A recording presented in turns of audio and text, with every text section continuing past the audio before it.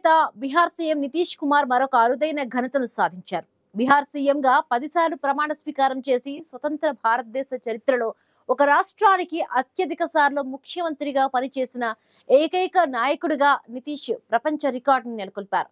ఈ అరుదైన ఘనతను లండన్ కు చెందిన వరల్డ్ బుక్ ఆఫ్ రికార్డ్స్ అధికారికంగా గుర్తించింది.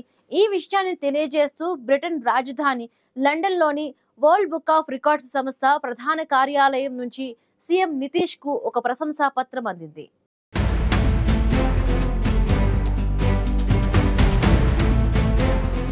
బీహార్ ముఖ్యమంత్రిగా నితీష్ కుమార్ 10 సార్లు ప్రమాణ స్వీకారం చేసి స్వతంత్ర భారతదేశ చరిత్రలో ఒక రాష్ట్రానికి అత్యధిక సార్లు ముఖ్యమంత్రిగా పనిచేసిన ఏకైక నాయకుడిగా ప్రపంచ రికార్డును నెలకొల్పారు. ఈ అరుదైన ఘనతను లండన్కు చెందిన వరల్డ్ బుక్ ఆఫ్ రికార్డ్స్ అధికారికంగా గుర్తించింది. ఈ విషయాన్ని తెలియజేస్తూ బ్రిటన్ రాజధాని లండన్లోని వరల్డ్ బుక్ ఆఫ్ రికార్డ్స్ సంస్థ ప్రధాన కార్యాలయం నుంచి సీఎం నితీష్ కు ఒక ప్రశంసా పత్రం అందింది.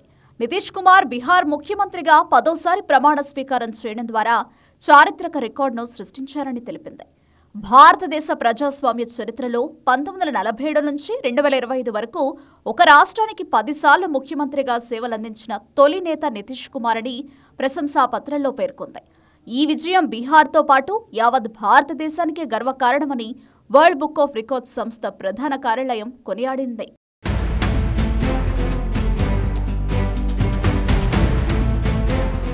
2000 సంవత్సరంలో తొలిసారిగా నితీష్ కుమార్ బీహార్ సీఎం అయ్యారు. అప్పట్లో సమతా పార్టీ, బీజేపీ కలిసి ప్రభుత్వాన్ని ఏర్పాటు చేశాయి. అయితే ఈ ప్రభుత్వం 2000 సంవత్సరం మార్చి 3 నుంచి 2000 సంవత్సరం మార్చి 10 వరకే కొనసాగింది. 2005 నుంచి 2010 వరకు బీహార్ సీఎంగా నితీష్ వ్యవహరించారు. ఈ టర్మ్లో బీజేపీ, జేడీయూ కలిసి సర్కార్ను ఏర్పాటు చేశాయి. 2010 నుంచి 2014 వరకు సీఎంగా నితీష్ వ్యవహరించారు. బీజేపీ, జేడీయూ కలిసి సర్కార్ను ఏర్పాటు చేశాయి. అయితే 2014 లోక్సభ ఎన్నికల ఫలితాల తర్వాత నితీష్ రాజీనామా చేశారు. 2015 ఫిబ్రవరి 22 నుంచి 2015 నవంబర్ 19 వరకు సీఎంగా నితీష్ వ్యవహరించారు. ఈసారి ఆయన కాంగ్రెస్ సారథ్యంలోని మహాగఠబంధన్ కూటమిలోనే చేరారు. మహాకూటమి ఎమ్మెల్యేలు పలువురు స్వతంత్ర ఎమ్మెల్యేల మద్దతుతో విశ్వాస పరీక్షలో నెగ్గారు. 2015 నవంబర్ 20 నుంచి 2017 జూలై 27 వరకు సీఎంగా నితీష్ వ్యవహరించారు. ఈ టర్మ్లో మహాకూటమిలో నితీష్ ఉన్నారు.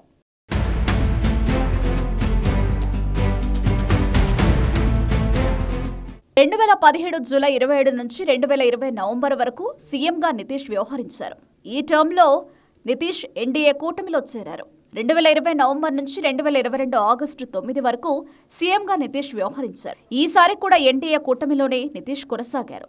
2022 ఆగస్టు 10 నుంచి 2024 జనవరి 28 వరకు సీఎంగా నితీష్ వ్యవహరించారు. ఈ టర్మ్లో ఆయన మహాకూటమిలోకి జంప్ అయ్యారు. 2024 జనవరి 28 నుంచి 2025 నవంబర్ వరకు సీఎంగా నితీష్ వ్యవహరించారు. ఈసారి ఆయన ఎన్డీఏ కూటమితో చేతులు కలిపి సర్కార్ను ఏర్పాటు చేశారు. 2025 నవంబర్లోని 10వసారి బీహార్ సీఎంగా నితీష్ బాధ్యతలు చేపట్టారు. ప్రస్తుతం నితీష్ ఎన్డీఏ కూటమిలోనే ఉన్నారు. నితీష్ కుమార్ ఇటు రాష్ట్రంలో అటు కేంద్రంలో కూడా కీలకంగా ఉన్నారు.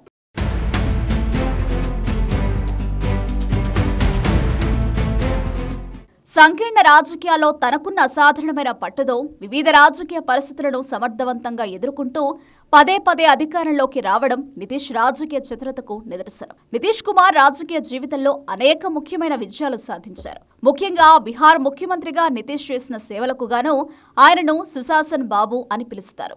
ముఖ్యమంత్రిగా నితీష్ కుమార్ బీహార్లో గణనీయమైన అభివృద్ధి, పాలనా సంస్కరణలను తీసుకువచ్చారు. ఒకప్పుడు నేరాలకు పేరుగాంచిన బీహార్లో శాంతి భద్రతలను మెరుగుపరచడం నితీష్ ముఖ్యమైన విజయాలలో ఒకటి. నేరస్తులపై కఠిన చర్యలు తీసుకోవడం ద్వారా ప్రజలలో భద్రతా భావాన్ని కలిగించారు. మౌలిక సదుపాయాల అభివృద్ధికి ప్రాధాన్యతను ఇచ్చారు. రోడ్లు, వంతెనల నిర్మాణంపై దృష్టి సారించారు. 2005లో అధికారంలోకి వచ్చిన తర్వాత నితీష్ కుమార్ ప్రభుత్వం బీహార్లో శాంతి భద్రతలను మెరుగుపరచడంపై ప్రధానంగా దృష్టి సారించింది. ఫాస్ట్ ట్రాక్ కోర్టులను ఏర్పాటు చేసి వేలాది మంది నేరస్తులకు శిక్షలు పడేలా చేశారు. ఇది రాష్ట్రంలో నేరాల రేటును గణనీయంగా తగ్గించింది. అంతకుముందు వెనుకబడిన రాష్ట్రంగా ఉన్న బీహార్లో రోడ్లు, విద్యుత్ సరఫరా, ఇతర మౌలిక సదుపాయాలను మెరుగుపరచడంలో నితీష్ కీలక పాత్ర పోషించారు. రాష్ట్రంలోని ఏ ప్రాంతం నుండైనా పాట్నాకు కొన్ని గంటల్లో చేరుకునేలా రహదారి నెట్వర్క్ను అభివృద్ధి చేశారు.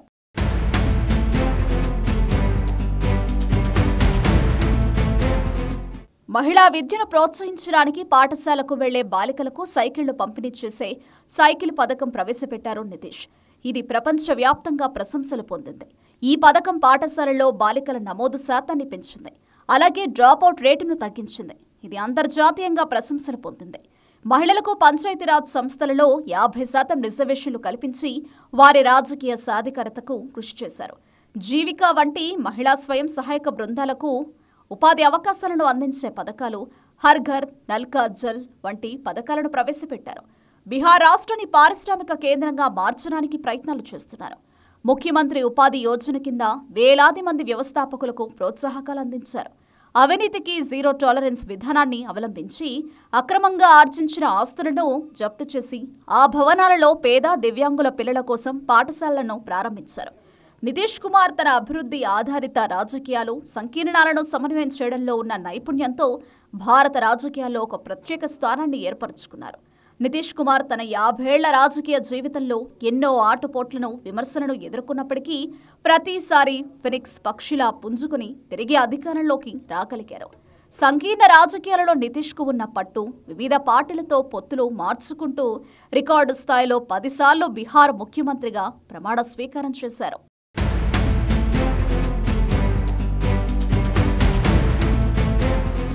జేడీయూ అధినేత నితీష్ కుమార్ బీహార్ ను గత 2 దశాబ్దాలుగా పాలిస్తున్నారు. నితీష్ తనదైన మార్కు పాలనతో బీహార్ లో ఎన్నో సంస్కరణలు చేపట్టారు.